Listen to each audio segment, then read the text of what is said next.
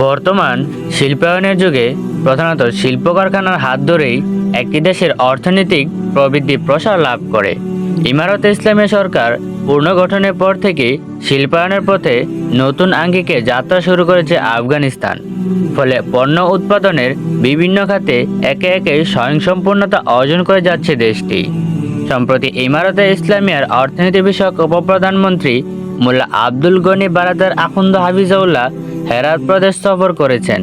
সফরকালে গত ২৮ এপ্রিল তিনটি গুরুত্বপূর্ণ শিল্প কারখানা উদ্বোধন করেছেন তিনি। কারখানা তিনটি হল ইতুক ফার্মা, আফগান মেডিসিন ও শামসকোলা।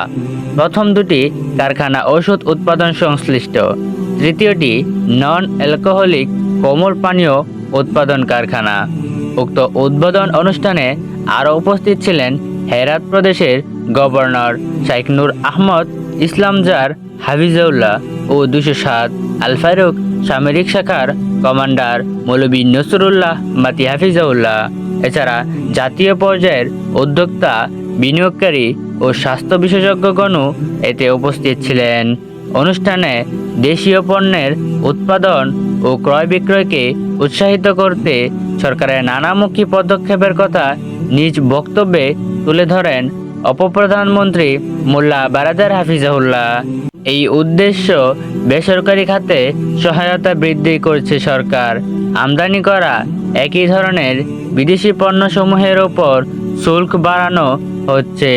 সরকারিভাবে পণ্য ক্রয় বিক্রয়ের দেশীয় পণ্যের ব্যবহারকে প্রাধান্য দেওয়া হচ্ছে। তাই ব্যবসায়ীদের পণ্যের গুণগত মান বজায় রাখার ব্যাপারে সর্বদা সচেতন থাকার আহ্বান জানান মোল্লা বারাদার হাফিজাউল্লাহ।